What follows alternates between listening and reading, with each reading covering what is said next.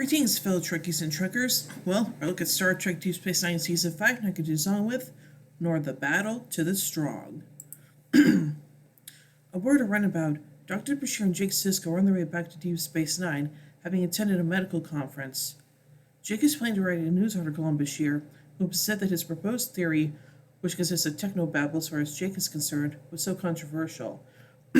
As Bashir rants about the goings-on from the conference, Jake's mind begins to wander. I have absolutely no idea what he's talking about. If I don't find a way to get out of doing this article, the first writing assignment is going to be my last. Before I took the drill and explain, dear editors, thank you for the confidence expressed in me by accepting my proposed profile of Dr. Bashir. Arriving at an important impasse in his explanation, which involves a protein anomaly, Bashir confirms that Jake is still following him. Bashir resumes explaining as Jake's inner thoughts continue. Who cares about anomalies? People want stories about things they can relate to, life and death, good and evil. An outbreak of Cortellian fever will be just the thing. The brave doctor battles the deadly virus. Listen to me, I'm actually rooting for a plague. A few seconds pass with Bashir talking and Jake continuing to daydream, but they're both brought back to reality when the runabout receives a stress call from a Federation calling on Agilon Prime. Despite a recent ceasefire, the Klingons have resumed their war with the Federation and attacked the colony. Though the colony has requested assistance, Bashir is reluctant to bring Jake along.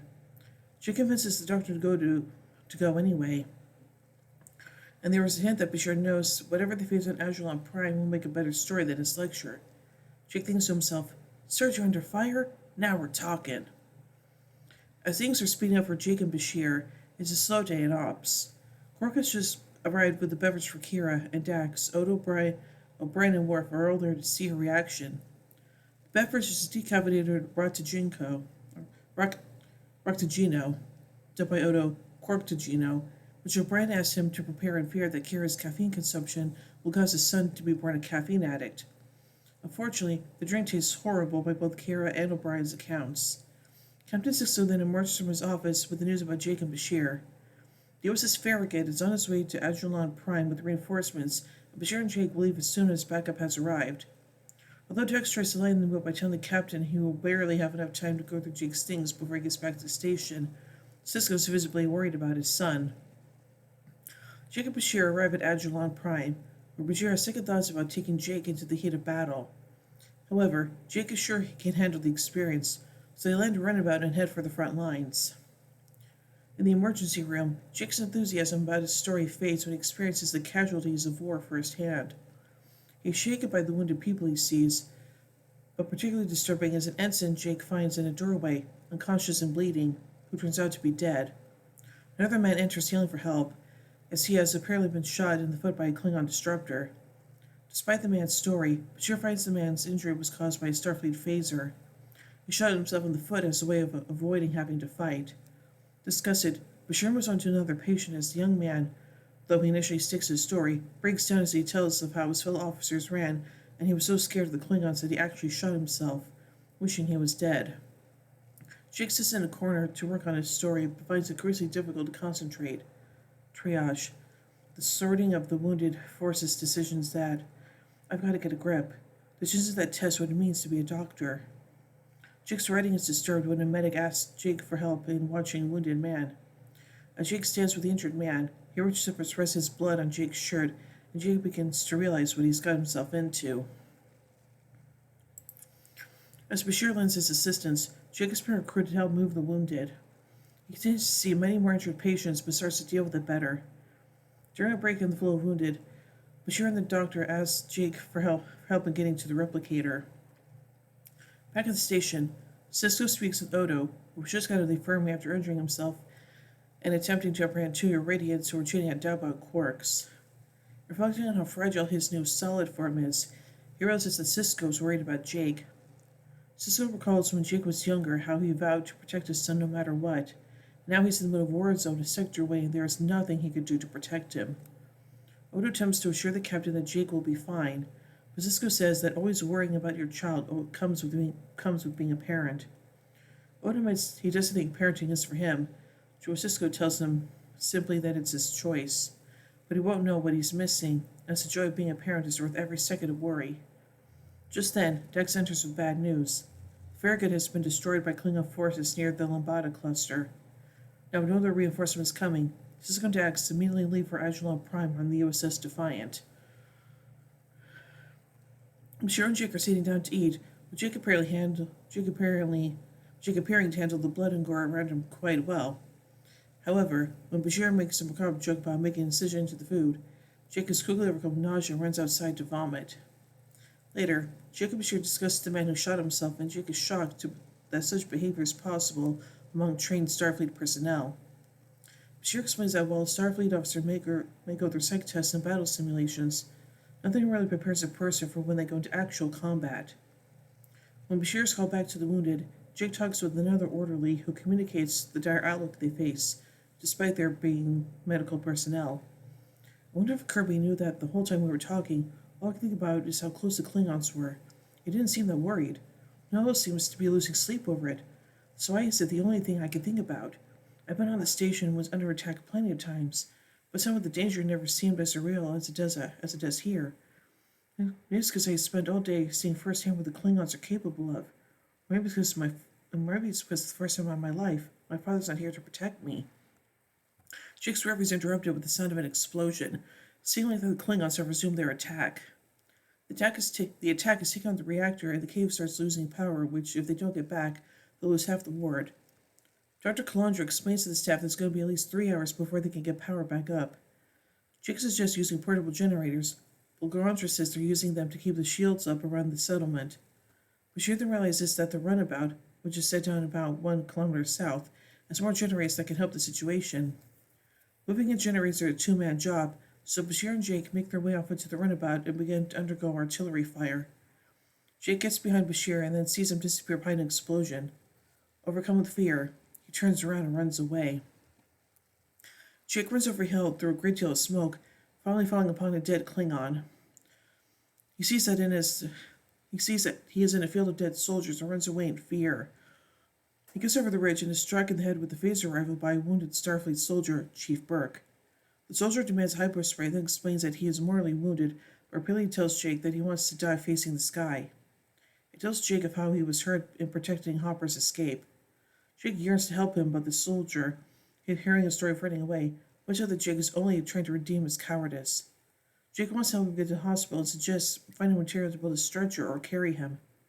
Burke tells Jake that if he tries to carry him, his guts will just fall out.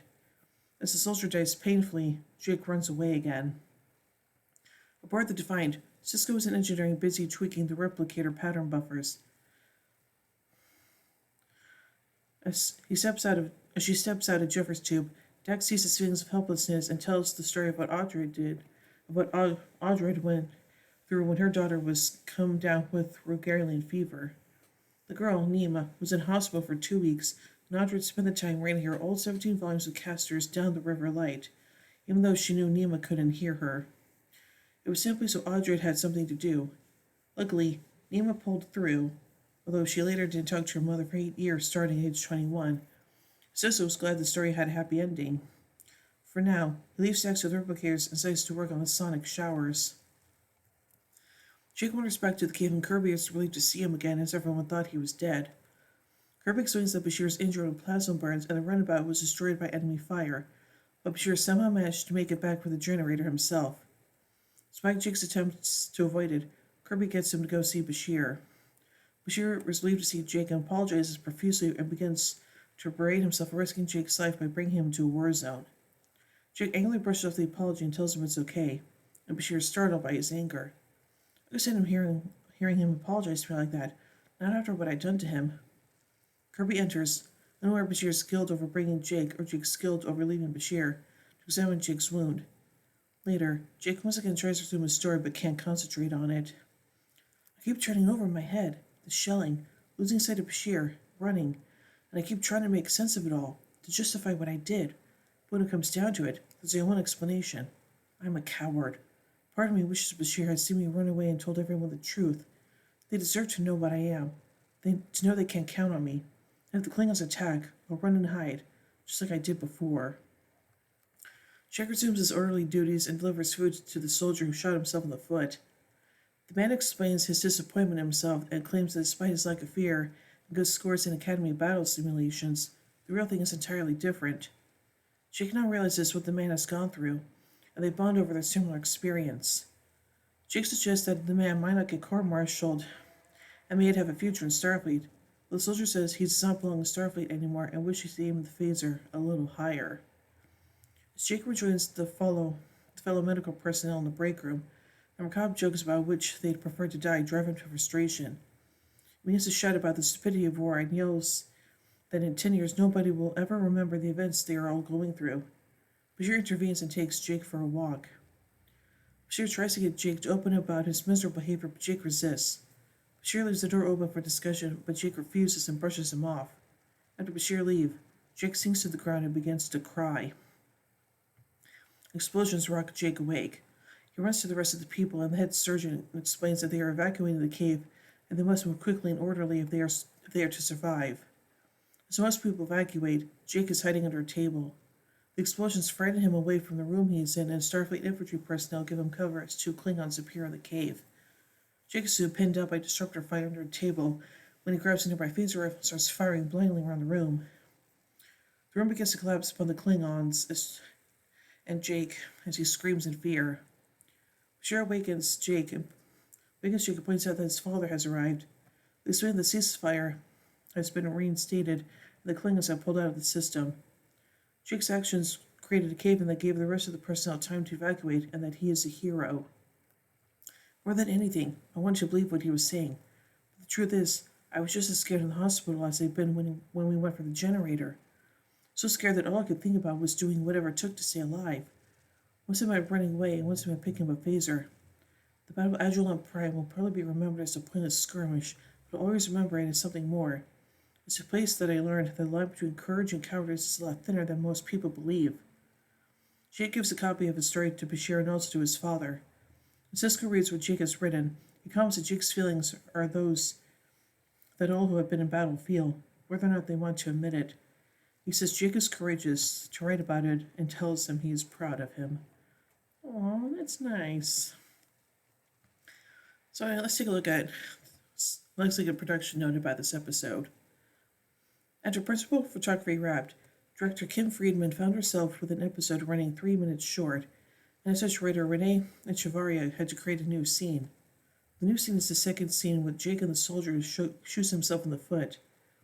Ironically, after the scene had been written and shot, both Echevarria and Friedman came to feel it was the most thematically important scene in the entire episode. And now let's take a look at some trivia surrounding this episode. The title for this episode comes from the Bible and appears in the book of Ecclesiastes, chapter 9, verse 11.